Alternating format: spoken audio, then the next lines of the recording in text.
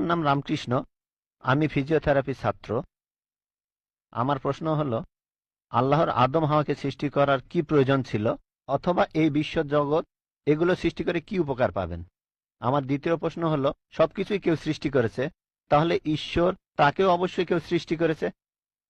আল্লাহ শব্দটার অর্থ কি? ভাই 3টা প্রশ্ন করেছেন। প্রথম প্রশ্নটা, আল্লাহ কেন আদম হাওয়াকে সৃষ্টি করলেন, এই সৃষ্টি করার কারণটা কি, বিশ্বজগৎ সৃষ্টির কারণ কি? আল্লাহ সৃষ্টি করেছেন আদম আর হাওয়াকে, তারা দুজনে শান্তিতে থাকুন, যাতে করে মানুষ যাতে আসতে পারে। তারা আমাদের সবার পূর্বপুরুষ। পবিত্র কোরআনে সূরা হুজুরাতের 13 নম্বর আয়াতে উল্লেখ করা হয়েছে, ইয়া আইয়ুহান নাসু ইন্না খালাকনাকুম মিন যাকরিন ওয়া উনসা ওয়া জাআলনাকুম শুউবান ওয়া কাবাইলা লিতাআরাফু ইন্না আক্রামাকুম ইনদাল্লাহি আতকাকুম ইন্নাল্লাহা আলিমুন খাবীর। হে মানুষ জাতি, আমি তোমাদের সৃষ্টি করেছি এক পুরুষ ও এক নারী হতে, আর তোমাদের বিভক্ত করেছি বিভিন্ন জাতি আর গোত্রে, যেন তোমরা অন্যের সাথে পরিচিত হতে পারো। এই জন্য নয় যে অন্যকে ঘৃণা করবে। আর আল্লাহর কাছে অধিক মর্যাদা সম্পন্ন সেই ব্যক্তি যার আছে তাকওয়া। আল্লাহ যেটার মাধ্যমে মানুষের বিচার করেন, টাকা পয়সা নয়, গায়ের রং নয়, জাতি বা গোত্র নয়, ধর্মমত নয়, সেটা হলো তাকওয়া। সেটা হলো আল্লাহকে মানা, ন্যায়পরায়ণতা, ধার্মিকতা। তাহলে আদম আর হাওয়া আলাইহিস সালাম তারা আমাদের সবার পূর্বপুরুষ, আপনারও পূর্বপুরুষ, আমারও পূর্বপুরুষ, সব মানুষের। সেজন্য আপনাকে ভাই বলে ডেকেছি। ভাই, সব মানুষ ভাই ভাই। আল্লাহ বলেছেন ইয়া আইয়ুহান নাস, হে মানুষ জাতি। আর পবিত্র কোরআনে সূরা ইসরার 70 নম্বর আয়াতে উল্লেখ করা হয়েছে, ওয়া লাকাদ কাররামনা বানি আদামা। আল্লাহ তাআলা মর্যাদা দিয়েছেন সব আদম সন্তানকেই। হোক আপনি জন্ম নেন ইন্ডিয়ায়, আমেরিকায়, ইংল্যান্ডে, জন্মান কোন হিন্দু পরিবারে বা মুসলিম পরিবারে বা খ্রিস্টান পরিবারে, আল্লাহ বলেছেন তিনি সব মানুষকে মর্যাদা দিয়েছেন। মানুষে জন্মালে আল্লাহ তাকে মর্যাদা দেবেন। সে হোক আপনার নাম জাকির, আব্দুল্লাহ, রামু, শঙ্কর, মানুষে জন্মালে আল্লাহ মর্যাদা দেবেন। আপনার প্রশ্নতে আসি, কেন আল্লাহ তাআলা মানুষ সৃষ্টি করলেন? আল্লাহ মানুষ সৃষ্টি করেছেন কারণ আল্লাহ বলেছেন মানুষ হলো আল্লাহ সৃষ্টির মধ্যে সেরা। আল্লাহ তাআলা অন্য যা কিছু সৃষ্টি করেছেন তা আল্লাহকে মানে। ফেরেশতা সৃষ্টি করেছেন, আল্লাহ যে আদেশই দেন ফেরেশতাগণ সে আদেশ পালন করেন, তাদের নিজস্ব ইচ্ছা নেই। মানুষ হলো আল্লাহ তাআলার এমন এক সৃষ্টি যার নিজের ইচ্ছা আছে। আমরা তার কথা মানতেও পারি, নাও মানতে পারি। তাই আল্লাহ আমাদের সৃষ্টি করেছেন, আমরা হলাম তার সৃষ্টির সেরা, আশরাফুল মাখলুকাত। তবে আমরা আল্লাহ তাআলার কথা মানতে পারি, নাও মানতে পারি। যদি আল্লাহর আদেশ মানেন তাহলে জান্নাতে যেতে পারবেন, তাহলে বেহেশতে যাবেন, স্বর্গে যেতে পারবেন। যদি আদেশ না মানেন তাহলে জাহান্নামে যাবেন, দোজখে যাবেন। তাহলে এই জীবনটা পরকালের জন্য পরীক্ষা। পবিত্র কোরআনে সূরা মুলকে 2 নম্বর আয়াতে উল্লেখ করা হয়েছে, আল্লাযী খালাকাল মাউতা ওয়া হায়াতা। আল্লাহ তাআলা সৃষ্টি করেছেন জীবন ও মৃত্যু তোমাদের পরীক্ষা করার জন্য। তাহলে এই জীবনটা হলো পরকালের জন্য পরীক্ষা। তাহলে আল্লাহ মানুষ সৃষ্টি করেছেন। আর আল্লাহ বলেছেন সূরা জারিয়াতের 56 নম্বর আয়াতে উল্লেখ করা হয়েছে, ওয়ামা খালাকতুল জিন্না ওয়াল ইনসা ইল্লা লিয়াবুদুন। আমি সৃষ্টি করেছি জিন ও মানুষকে যেন তারা আমার ইবাদত করে। তাই আমাদের উচিত আল্লাহ তাআলার আদেশ নিষেধগুলো মেনে চলা। তাহলে আমরা আল্লাহ সুবহানাহু ওয়া তাআলার অন্যরকম সৃষ্টি যার নিজস্ব ইচ্ছা আছে। আমরা আল্লাহ তাআলার আদেশ মানতে পারি, আবার নাও মানতে পারি। অন্যান্য সকল সৃষ্টি যেমন তারা, গাছ, পাহাড়, পবিত্র কোরআন বলছে তারা আল্লাহ তাআলাকে সেজদা করে, তার সামনে নতজানু হয়, আল্লাহকে মানে। আমাদের স্বাধীন ইচ্ছা আছে, আল্লাহ আমাদের এই স্বাধীন ইচ্ছা দিয়েছেন। এই স্বাধীন ইচ্ছা নিয়ে যদি আল্লাহকে মানেন আপনি তাহলে ফেরেশতাদের উপরে চলে যাবেন। আর যদি আল্লাহ তাআলাকে না মানেন তখন হবেন শয়তানের সহযোগী। আল্লাহ আমাদের সৃষ্টি করেছেন পরকালের পরীক্ষার জন্য। আপনার দ্বিতীয় প্রশ্নে আসি, সবকিছুর একটা স্রষ্টা আছে, আল্লাহকে বানিয়েছে কে? যদি কেউ বলে সবকিছুরই একটা স্রষ্টা আছে, কথাটা ঠিক নয়। সব সৃষ্ট জিনিসের স্রষ্টা আছে। আল্লাহ তাআলার সংজ্ঞা হচ্ছে তাকে কেউ সৃষ্টি করেনি। যখনই বলবেন কে আল্লাহকে বানিয়েছে, সে আল্লাহ নয়।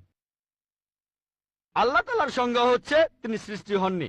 ধরেন এক লোক আপনাকে বলল যে ভাই, আমার বন্ধু জন, সে হাসপাতালে ভর্তি হয়েছে, সে একটা বাচ্চার জন্ম দিয়েছে।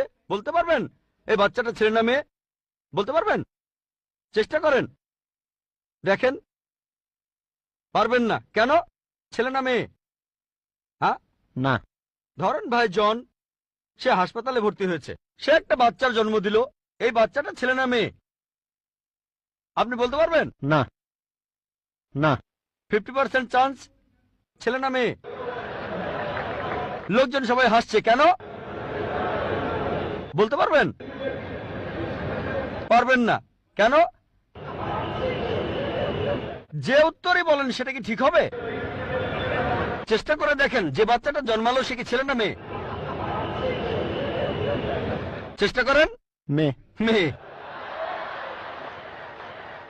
ভাই, পুরুষ লোক কি বাচ্চার জন্ম দিতে পারে? হ্যাঁ, এখানে আপনি ভুল করেছেন। একইভাবে ভুল করেছেন যখন বললেন কে আল্লাহকে বানিয়েছে। পুরুষ লোক কোনো বাচ্চার জন্ম দিতে পারে না, তাহলে তো মেয়ে বা ছেলে হওয়ার প্রশ্নই আসে না। এখন কি আপনি বুঝতে পেরেছেন? হ্যাঁ, বুঝতে পেরেছেন, এই তো ভালো। পুরুষ লোক কোনো বাচ্চার জন্ম দিতে পারে না, তাহলে তো ছেলে বা মেয়ে হওয়ার কোনো প্রশ্নই আসে না। যখন প্রশ্ন করলেন কে আল্লাহকে সৃষ্টি করেছে, আল্লাহর সংজ্ঞা হচ্ছে, ঈশ্বরের সংজ্ঞা হচ্ছে তিনি সৃষ্টি হননি। যখনই বলবেন কে আল্লাহকে বানিয়েছে, সে আল্লাহ নয়। ওয়ালাম ইয়াকুল্লাহু কুফুয়ান আহাদ, তার সমতুল্য কেউ নেই। এবারে আপনার শেষ প্রশ্নটাতে আসে, আল্লাহকে। আল্লাহকে সবচেয়ে সেরা সংজ্ঞাটা আছে পবিত্র কোরআনে সূরা ইখলাসে 1 নম্বর থেকে 4 নম্বর আয়াতে উল্লেখ করা হয়েছে। এখানে বলা হয়েছে যে কুল হুয়াল্লাহু আহাদ, বলো তিনি আল্লাহ এক, অদ্বিতীয়। আল্লাহুস সামাদ, তিনি অবিনশ্বর, চিরস্থায়ী।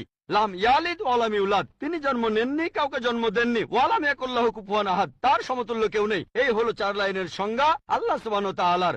যদি কোনো মানুষ, যদি কেউ বলে যে অমুক লোকটা আল্লাহ, সেই লোক যদি এই 4টা শর্ত পূরণ করতে পারে, আমাদের মুসলিমদের কোনো আপত্তি থাকবে না সেই লোককে আল্লাহ বলে মেনে নিতে। 4 লাইনের সংজ্ঞা, এটাই হলো ধর্মের লিটমাস টেস্ট। আল্লাহ তাআলার সংজ্ঞা প্রথমটা হলো কুল হুয়াল্লাহু আহাদ, বলো তিনি আল্লাহ এক, অদ্বিতীয়। আল্লাহুস সামাদ, আল্লাহ বিনশ্বর, চিরস্থায়ী। লাম ইয়ালিদ ওয়া লাম ইউলাদ, তিনি জন্ম নেননি, কাউকে জন্ম দেননি। ওয়া লাম ইয়াকুল্লাহু কুফুয়ান আহাদ, তার সমতুল্য কেউ নেই। যদি হিন্দু ধর্মগ্রন্থগুলো পড়েন, সেখানেও একই রকম কথা বলা হয়েছে, কুল হুয়াল্লাহু আহাদ। এটা পাবেন আপনাদের ছান্দোগ্য উপনিষদে 6 নম্বর অধ্যায় 2য় অনুচ্ছেদের 1ম পরিচ্ছেদে। এক কামে বিদিতাম, ঈশ্বর মাত্র একজন, দ্বিতীয় কেউ নেই।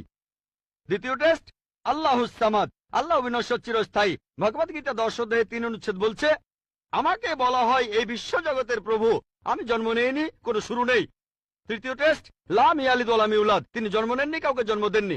আর শ্বেতাক্ষেত্র উপনিষদে আছে 6 নম্বর অধ্যায়ের 9 অনুচ্ছেদে, নাচাই সাকাসিদ জানিতা নাচা দীপা, ঈশ্বরের কোনো প্রভু নেই, তার কোনো বাবা মা নেই। মহান ঈশ্বরের কোনো বাবা নেই, তার কোনো মা নেই।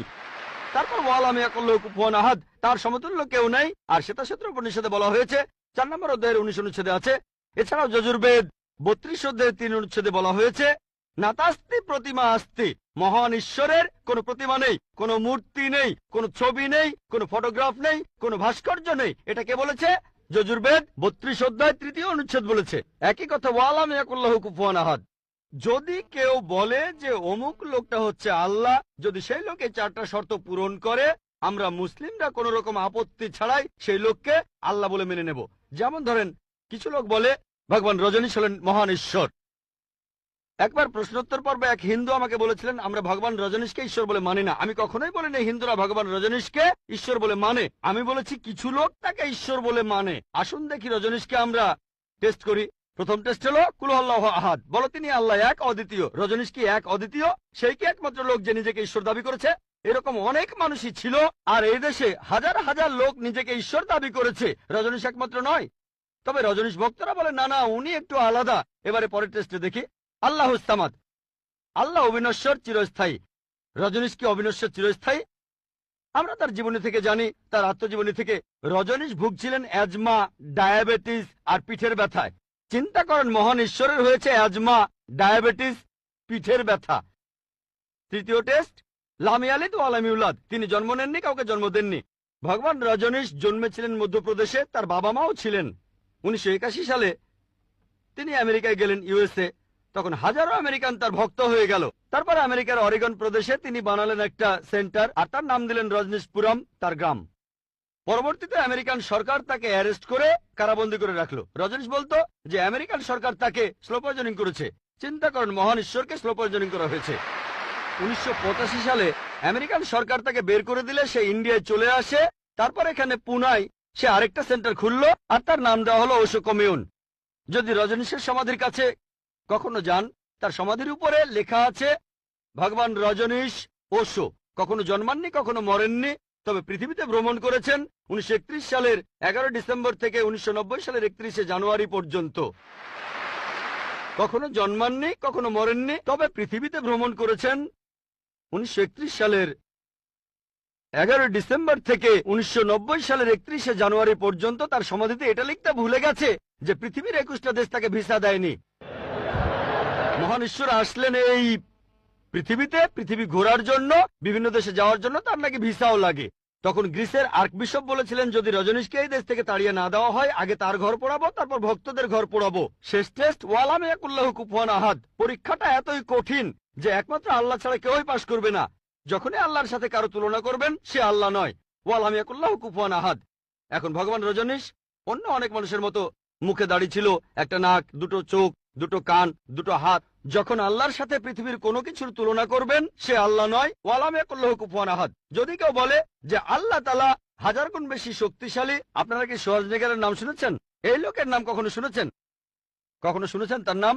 এই লোক একটা সময় ছিল মিস্টার ওয়ার্ল্ড, মিস্টার ইউনিভার্স, পৃথিবীর সবচেয়ে শক্তিশালী লোক, বিশ্বজগতের সবচেয়ে শক্তিশালী লোক। যখনই আল্লাহকে তুলনা করবেন কোনো কিছুর সাথে, হোক সেটা আর্নল্ড শোয়ার্জনেগার, হোক সেটা দারা সিং, হোক সেটা কিং কং, হোক সেটা 1000 গুণ বা লক্ষ গুণ, যখনই আল্লাহর সাথে এই পৃথিবীর কোনো কিছুর তুলনা করবেন, সে আল্লাহ নয়। ওয়ালাম ইয়াকুল্লাহু কুফুয়ান আহাদ। তার সমতুল্য কেউ নাই। তাহলে এই হলো 4 লাইনের সংজ্ঞা আল্লাহ সুবহানাহু ওয়া তাআলার পবিত্র কোরআনে আছে।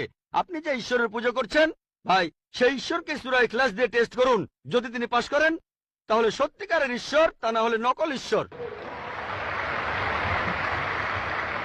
প্রশ্ন বাম দিকের মাইক থেকে।